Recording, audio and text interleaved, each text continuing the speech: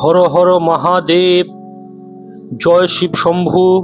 নমস্কার বন্ধুরা, অমৃত কথা চ্যানেলে আপনাদের সকলকে জানাই স্বাগত। বন্ধুরা, আজকে আমরা কথা বলবো শ্রাবণ মাসের মহাদেবের আশীর্বাদ ও ব্রতের গোপন নিয়ম নিয়ে। হে শিব ভক্তগণ, 2026 সালের পবিত্র শ্রাবণ মাস আমাদের মাঝে নিয়ে আসছে এক অলৌকিক ও দিব্য সুযোগ। শ্রাবণের এই পবিত্র মাস নিজের সাথে নিয়ে আসে দেবাদিদেব মহাদেবের অসীম কৃপা, সুখ এবং সমৃদ্ধির মহাসৌগাত। কিন্তু আপনারা কি জানেন, শ্রাবণের এই পরম পাবন মাসে আপনার করা একটি ছোট্ট ভুলও ভোলানাথকে রুষ্ট করতে পারে। হ্যাঁ, একটি মাত্র অসাবধানতা আপনার পুরো ব্রত ও পুজোকে খণ্ডিত করে দিতে পারে। শাস্ত্র অনুসারে শ্রাবণ মাসে এমন কিছু বিশেষ নিয়ম ও সাবধানতার কথা বলা হয়েছে যা প্রত্যেক শিব ভক্তের জন্য অত্যন্ত জরুরি।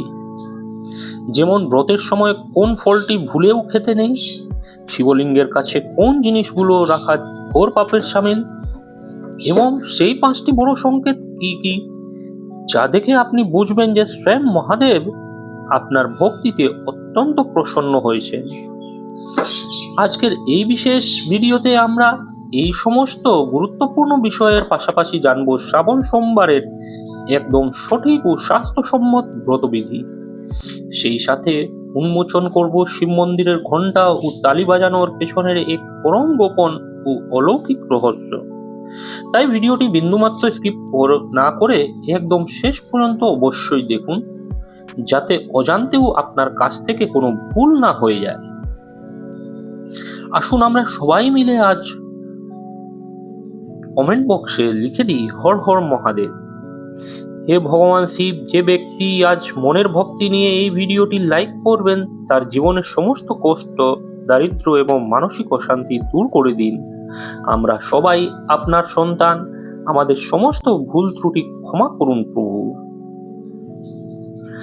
প্রিয় দর্শক, শাস্ত্রে শ্রাবণ মাসকে ভালোবাসা ও ভক্তির মাস বলা হয়।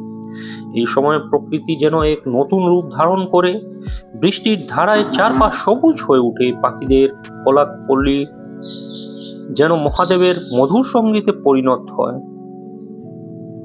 প্রচলিত বিশ্বাস অনুসারে শ্রাবণ মাসে ভগবান শিব স্বয়ং মর্ত্যলোকে আগমন করেন এবং তার ভক্তদের ঘরে বাস করেন। তাহলে চলুন প্রথমে জেনে নেওয়া যাক 2026 সালে শ্রাবণ মাস কবে শুরু হচ্ছে এবং কবে শেষ হচ্ছে। এই বছর অর্থাৎ 2026 সালে পবিত্র শ্রাবণ মাস শুরু হচ্ছে 30শে জুলাই বৃহস্পতিবার থেকে, আর এই পবিত্র মাসের সমাপ্তি ঘটবে 28শে আগস্ট শুক্রবার। বিশেষ কথাটি হলো 28শে আগস্ট শুক্রবার শ্রাবণের শেষ দিন দেশ জুড়ে পালিত হবে পবিত্র রক্ষাবন্ধন উৎসব। আসুন এবার জেনে নিই এই বছরে শ্রাবণে মোট কয়টি সোমবার পড়েছে এবং ব্রতের তিথিগুলো কি কি।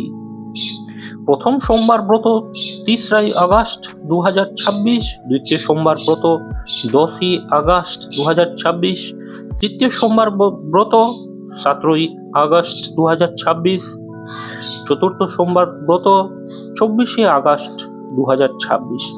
অর্থাৎ এই বছর ভক্তরা মহাদেবের আরাধনার জন্য মোট 4টি সোমবারের পবিত্র ব্রত রাখার সুযোগ পাবেন।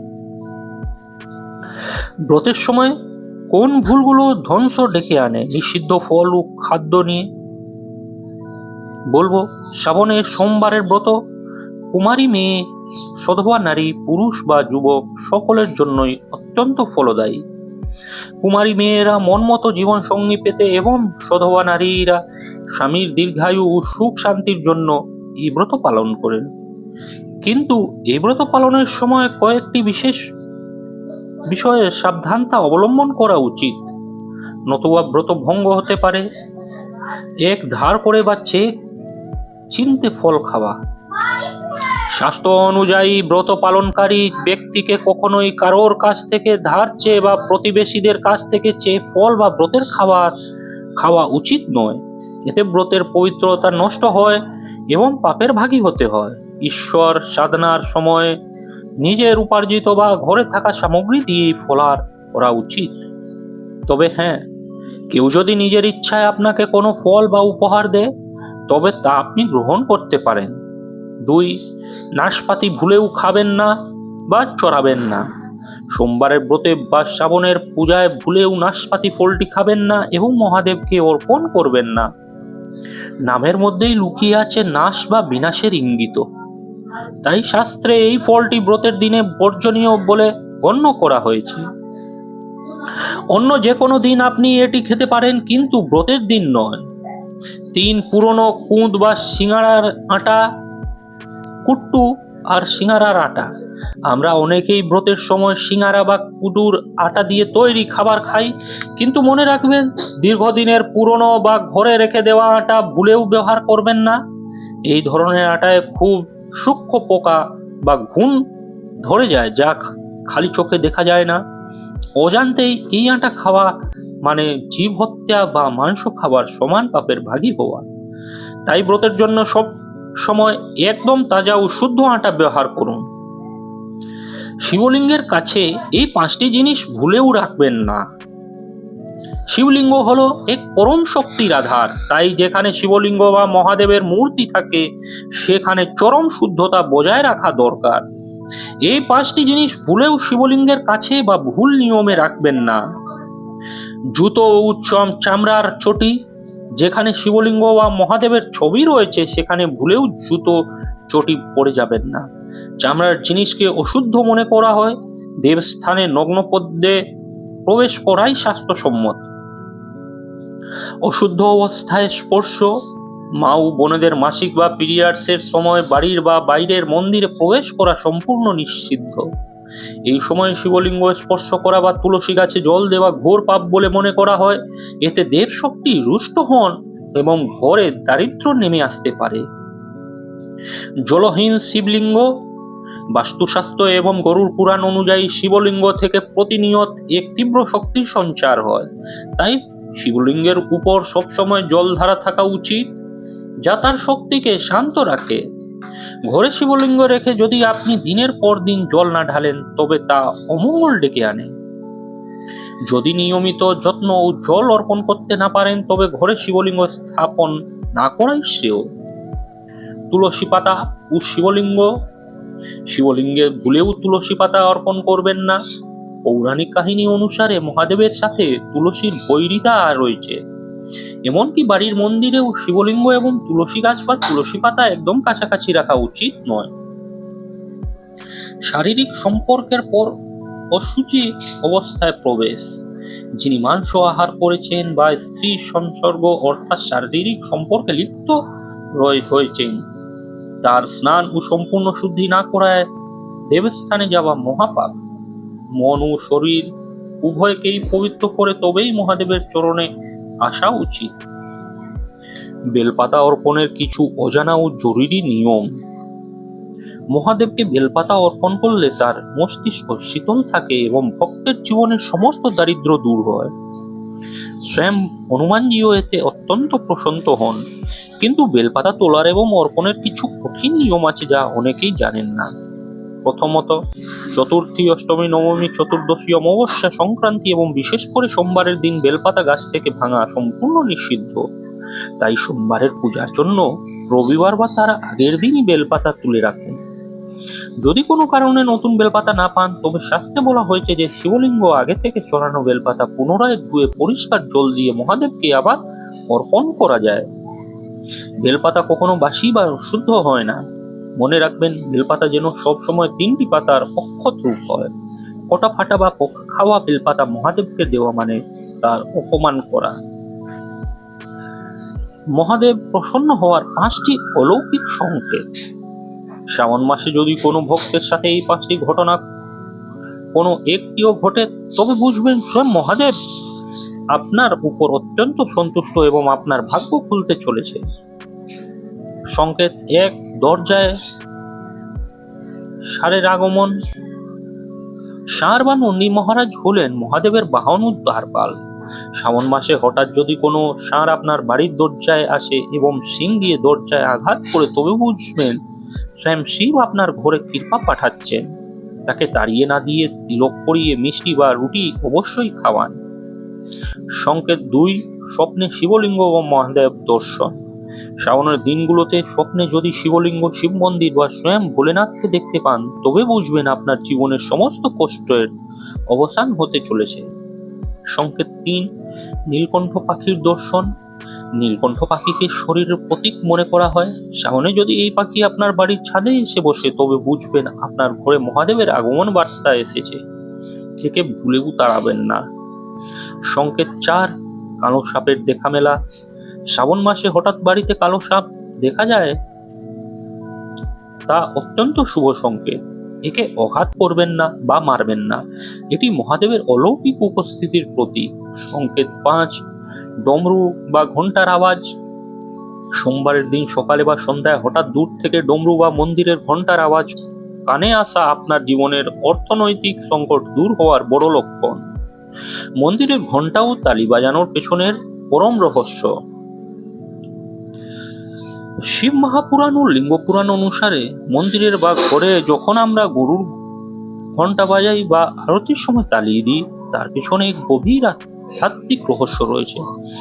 বলা হয়, আপনি যখন ভক্তি ভরে মন্দিরের ঘন্টার নাদ করেন, তখন সেই মুহূর্তে পৃথিবীর সমস্ত তীর্থক্ষেত্রের চলমান সাধনা, জপ ও পুণ্যের একটি অংশ সরাসরি আপনার পুণ্য খাতায় যুক্ত হয়ে যায়। ঠিক একইভাবে শিব মন্দিরেও 3 বার তালি বাজালে সেখানে উপস্থিত অন্যান্য ভক্তদের ভজনের পূর্ণ শক্তি আপনার ভাগ্যকে প্রবল করে তোলে। কিন্তু সাবধান, মন্দিরের দরজা বা পট যখন বন্ধ থাকে, তখন ভুলেও ঘন্টা বাজাবেন না। ভগবান যখন বিশ্রাম করেন বা ঘুমান, তখন ঘন্টা বাজানো ঘোর অপরাধ। শাস্ত্রে বলা হয়েছে, দেবতাকে নিদ্রা থেকে অসময়ে জাগালে 11 জন ব্রাহ্মণকে উদ্ধার্ত রাখার সমান পাপ বা দোষ লাগে। তাই সকাল 4টা থেকে বেলা 11টায় এবং সন্ধ্যা 6টা থেকে রাত 11টা পূর্ব পর্যন্তই ঘন্টা বাজানোর সঠিক সময়। শ্রাবণ মাসের অলৌকিক ব্রত ও শিব পূজা বিধি। আসুন এবার জেনে নিই শ্রাবণ সোমবারের সবচেয়ে ফলদায়ী ও সঠিক পূজা বিধি। সোমবার সকালে ব্রহ্ম মুহূর্তে ঘুম থেকে উঠে মহাদেবকে স্মরণ করে ব্রতের সংকল্প করুন। স্নান সেরে পরিষ্কার বস্ত্র পরিধান করে প্রথমে সূর্যদেবকে 1 ঘটি জল অর্পণ করুন। এরপর বাড়ির মন্দিরে বা শিব মন্দিরে গিয়ে পূজা শুরু করুন।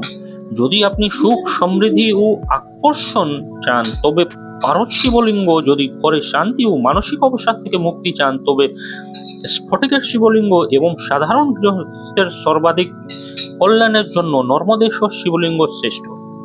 পূজার বিশেষ প্রক্রিয়া: একটি তামার ঘাটিতে জল নিন, তাতে সামান্য গঙ্গা জল এবং অক্ষত দিন। 5টি নিখুঁত বেলপাতা নিন, তার উপর চন্দন দিয়ে ওম নমঃ শিবায় বা শ্রীরাম লিখুন। মন্দিরে গিয়ে শিবলিঙ্গে জল অর্পণ করার সময় অনবরত ওম নমঃ শিবায় মন্ত্র জপ করতে থাকুন। এরপর মহাদেবকে পঞ্চামৃত, দুধ, দই, ঘি, মধু, চিনি দিয়ে অভিষেক করান। মনে রাখবেন, পঞ্চামৃত দেওয়ার পর পুনরায় শুদ্ধ জল দিয়ে শিবলিঙ্গ অবশ্যই ধুয়ে দিতে হবে। এবার একটি পরিষ্কার কাপড় দিয়ে শিবলিঙ্গ মুছে চন্দনের ত্রিপুণ্ড তৈরি করুন।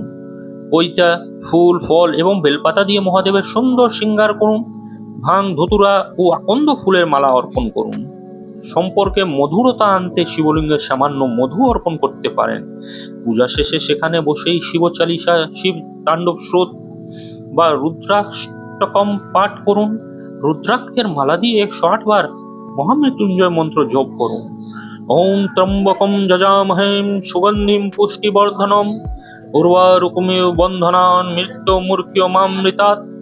সন্ধ্যার সময় বাড়ির উত্তর পূর্ব কোণে ঘিয়ের একটি প্রদীপ অবশ্যই জ্বালিয়ে রাখুন এবং সোমবারের ব্রত কথা শ্রবণ করুন। সবশেষে ভক্তি ভরে মহাদেবের আরতি সম্পন্ন করে নিজের ও পরিবারের কল্যাণের জন্য প্রার্থনা করুন এবং কোনো ভুল ত্রুটি হয়ে থাকলে ক্ষমা চেয়ে নিন। হে ভক্তগণ, শ্রাবণের এই পবিত্র মাস আমাদের জীবনের সমস্ত অন্ধকার দূর করে আলোর পথ দেখাক, এটাই মহাদেবের চরণে প্রার্থনা। আশা করি আজকের এই বিস্তারিত তথ্য ও অমৃত কথা আপনাদের জীবনকে ধন্য করবে। ভিডিওটি ভালো লাগলে অবশ্যই আপনার পরিবার ও বন্ধুদের সাথে শেয়ার করুন, যাতে তারাও এই পুণ্য লাভ করতে পারেন। চ্যানেলটি সাবস্ক্রাইব করে পাশে থাকা বেল আইকনটি প্রেস করতে ভুলবেন না, যাতে আগামী দিনের সমস্ত আধ্যাত্মিক ভিডিও সবার আগে আপনার কাছে পৌঁছায়। আজকের মতো এখানেই বিদায় দিচ্ছি। দেখা হবে আগামী পর্বে আরো এক অলৌকিক কাহিনীর সাথে। ততক্ষণ জন্য সুস্থ থাকুন, ভালো থাকুন। হর হর মহাদেব, জয় শিব শম্ভু।